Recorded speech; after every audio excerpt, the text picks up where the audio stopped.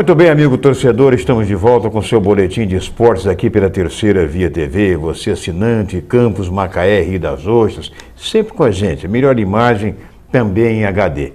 Fernando Antônio, mais uma rodada ontem no campeonato do estado do Rio de Janeiro, né? E o Flamengo pensou, não sei se pensou em encontrar um pouco de dificuldade diante da Cabo Friense, mas acabou fazendo 5-1, né? Uma goleada em pleno Maracanã. Boa tarde a você, ao telespectador.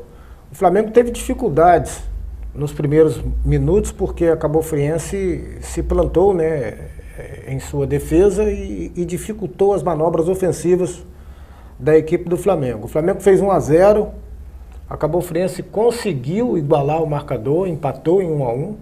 Imaginava-se que o time da Cabo Friense fosse criar uma dificuldade ainda maior para o Flamengo, mas acabou sofrendo mais 4 gols, configurando na goleada de 5-1.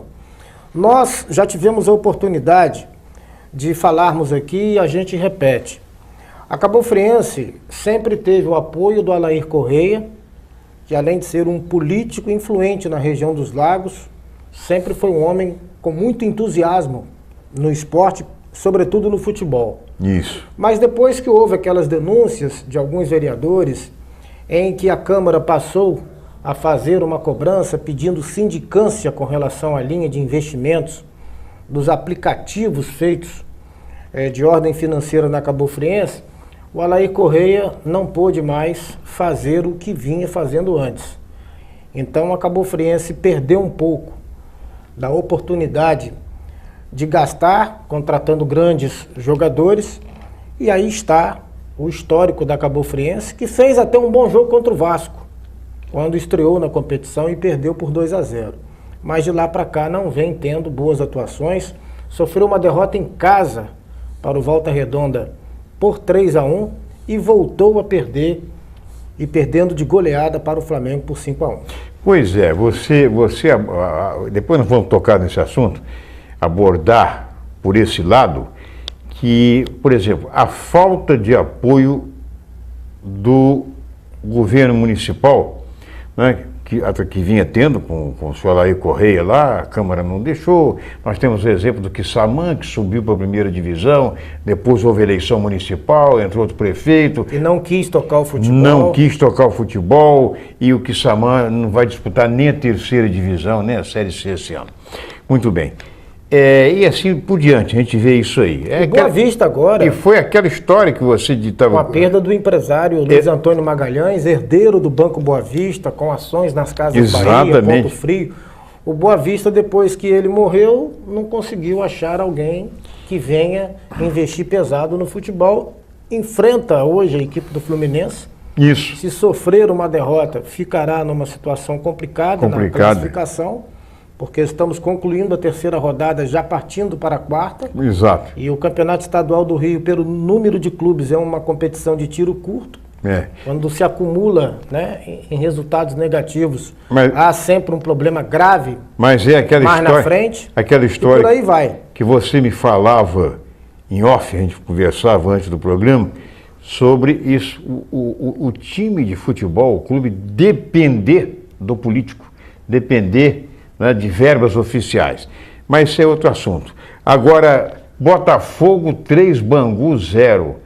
Pela apresentação do Bangu diante do Fluminense no último domingo, surpreendeu você? Foi uma surpresa para mim, porque o time dirigido pelo Mário Marques fez uma ótima partida contra o Fluminense, não merecia aquela derrota por 2-1, mas tomou um gol já ao apagar das luzes, e não havia tempo de uma reação.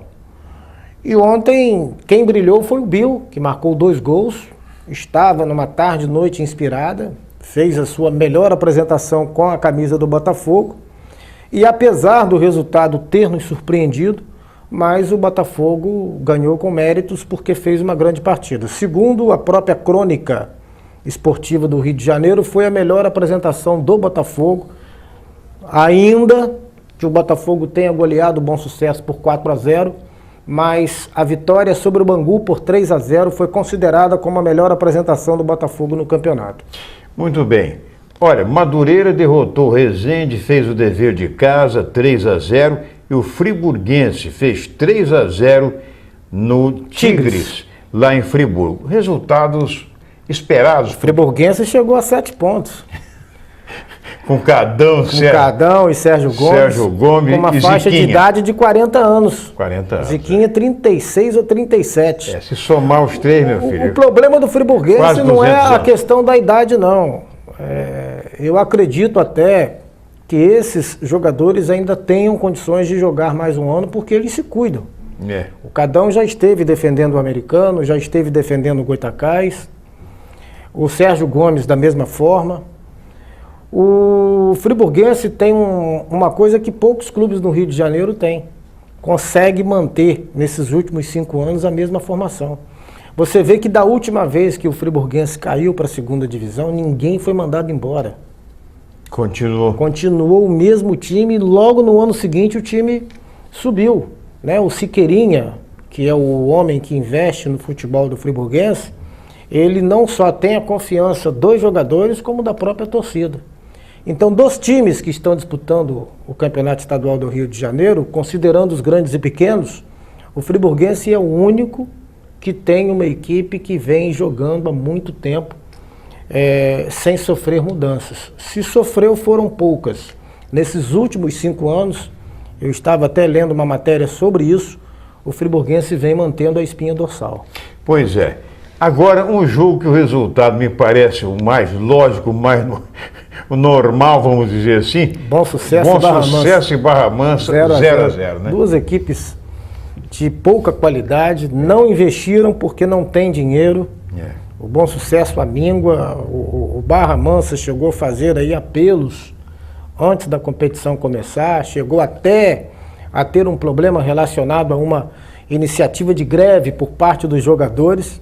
E são 2 times fadados a terminarem a competição ocupando as últimas colocações. E é esse realmente, eu sempre digo, sinceramente, Fernando, eu digo que a situação atual do futebol em si é o medo que eu tenho de um dos nossos clubes aqui, Americano, que já brilhou tanto no cenário esportivo brasileiro, o Goitacás, por sua vez, também tem uma trajetória, de subirem os 2 ou um só para a Série A, enfrentar os mesmos problemas de patrocínio, de acertos, está acompanhando? Eu temo uma situação dessa. O problema é aquele que nós já falamos aqui. O custo operacional do futebol do Rio de Janeiro é o maior do Brasil. Exatamente. Pelo menos as estatísticas provam isso.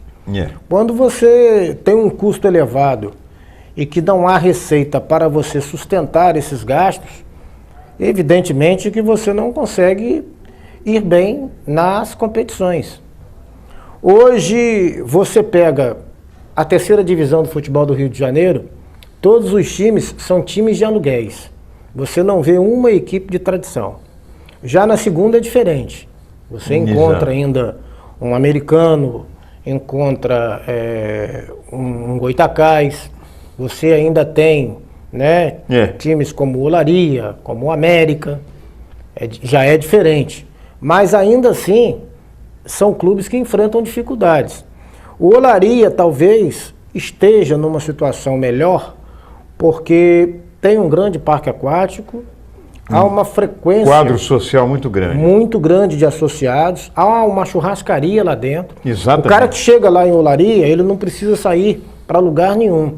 Ele chega lá de manhã, né? Tem lá um self-service de café da manhã. Você tem o almoço que funciona de maneira, né, excepcional. Eu já tive a oportunidade de almoçar naquela churrascaria em várias ocasiões em que o Americano foi jogar contra o Olaria no estádio Mourão Filho. Ao cair da tarde, início de noite, você tem o pagodão do Olaria. Tudo isso rende. Tudo isso traz recursos para o Olaria. Exatamente. Então, é um clube que sobrevive em função disso e tem um bom trabalho na base. Exato. Bom, nós vamos... Mas você chega na primeira, é diferente. Outra coisa. Aí você já tem um custo ainda maior.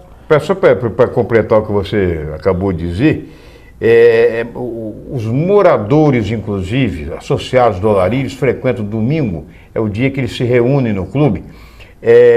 Eu mesmo já estive lá com um ator da Globo já falecido, Átila Iório. Ele jogava buraco, vivia jogando buraco lá, frequentava o clube quando ele não estava trabalhando. E tem dois campos lá, society de grama sintética, que é torneio o dia inteiro no final de semana. Claro. Bom, daqui a pouco nós vamos voltar com o terceiro e último bloco do programa de hoje e nós vamos falar sobre a situação, evidentemente, dos times daqui de Campos. Goitacazes amanhã à tarde tem um jogo com Campos, né? O Americano está se preparando, mas as coisas não estão muito 100% não. Daqui a pouco nós voltamos.